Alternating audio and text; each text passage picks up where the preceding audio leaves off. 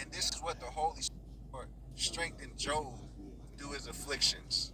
We know how the Lord Yahweh Shai was crucified and was resurrected.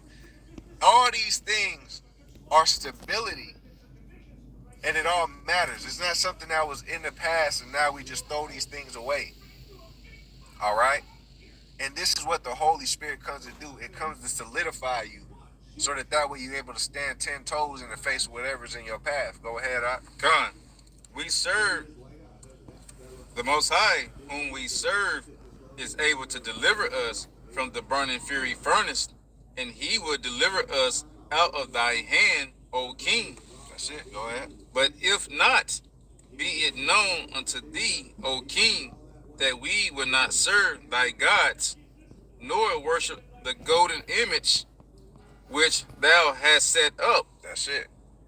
Standing on, they were standing on business, man. That's what they call it these days. They were standing on business. They were standing on Yahweh B'Shem Shai's word, man. And they weren't going to budge off of that. And they knew the Lord could deliver them by what? Knowledge of the scriptures. We done seen the Lord do all these things, man. So if the only reason that you doing what you doing is because the Lord gave you power to do it. Otherwise, you ain't got no power over us to do nothing. Okay, go ahead. That's what Yahweh Shai said. It's a pilot, man. That you can only do what the Lord ordained, man.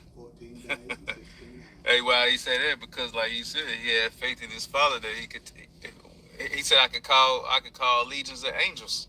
Mm-hmm. You know, why? Because of the belief. That's right. One more verse, I believe. This is Daniel chapter 3, verse 19. Then was Nebuchadnezzar full of fury, and the form of his visage was changed against Shadrach, Meshach, and Abednego. Mm-hmm. Therefore he spake and commanded that they should heat the furnace 7 times more than it was wont to be heated. Right. You know, so he tried to make the flame even more hotter than it wanted to be. Go ahead, right? And he commanded the most mighty men that were in his army to bind Shadrach, Meshach, and Abednego, and to cast them unto the burning fury furnace. Mm-hmm. Then these men were bound in their coats, their hosen, and their hats, and their other garments, and were cast into the midst of the burning fury furnace. Right. And we know what? Through knowledge and of the scriptures, Yahweh Shai was there. Right? You know, just for those who don't know, you can read it for yourself. While you in that flame, you understand that's where the Lord is at. The Lord didn't show himself when he was standing next to them. You know, when they weren't in the flame, when they was getting bound, he wasn't there. Now he was in the actual fire itself, man. But that's the type of mindset you gotta have. It was written for a reason so that you can know these things. All right. So when all hell breaks loose, you're not gonna be somebody that's just walking around like a chicken with his head cut off, man. And that's what this new covenant and Holy Spirit is meant to do. That's it. 2 Timothy, Bible Kashah. 2 Timothy chapter 1 and verse 6. This is you said 2 Timothy? 2 Timothy chapter 1 verse 6, Bible Kashah. This is 2 Timothy chapter 1 verse 6. Wherefore I put thee in remembrance that thou stir up the gift of the Most High, which is in thee by the putting on of my hands. That's it. So to stir up your mind by way of remembrance, so that the Spirit is able to work with you. And this is what we do as ministers when we edify one another. It's to put you back in remembrance of things. All right? Because you could have been a brother. You might not have read the scriptures yesterday. Well, guess what? You here today. We stirring up your mind by way of remembrance, man. Okay, keep brothers in the spirit.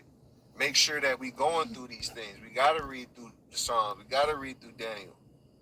Okay? It's all for a bigger purpose because you are going to be used by the Lord later. And this is what he was telling them. But go ahead, Verse 7. For the Most High hath not given us the spirit of fear, but of power, and of love, and of a sound mind. That's it. But yeah, so he gave us the spirit that is not of fear. That's why it tells you wisdom and knowledge shall be the stability of that time. The Lord, if you ain't tapped in with this, with the Holy Spirit and the new covenant, in them days, you gonna be in fear. You understand? Because it's the spirit that causes you to stand firm, man. Anytime that you read in the scriptures, even when we look at Samson, it said the spirit came upon him mightily. See, in those days, yeah, the prophets had the spirit that was on them. Right. The Lord could have put the spirit on, but it's not like us in these days. Because the Lord, when the spirit is with you fully like that, he's always with you.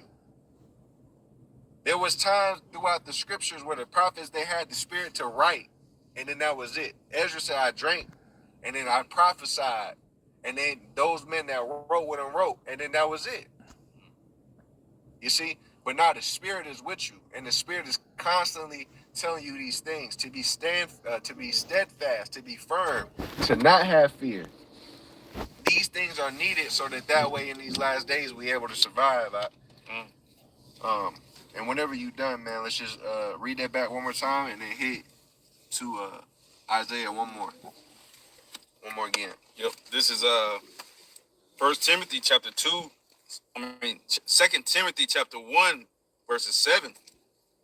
For the Most High hath not given us the spirit of fear, but of power and of love and of a sound mind. Of a sound mind to keep you sane. You know, a sound mind. It's the absence of demons, because even when you remember the man that was running around in the tombs, one of the things with him is that his mind was gone. But when Yahweh Shai was able to cure him, it says he was back in his right mind. Mm-hmm. These are the things that the Spirit does. And it's manifold in so many different ways, but these are the things that you must master before the end.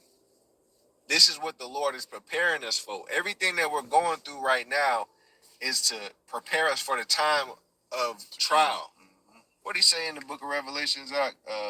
Let me grab that. Our temptation, man. Yeah, that's one.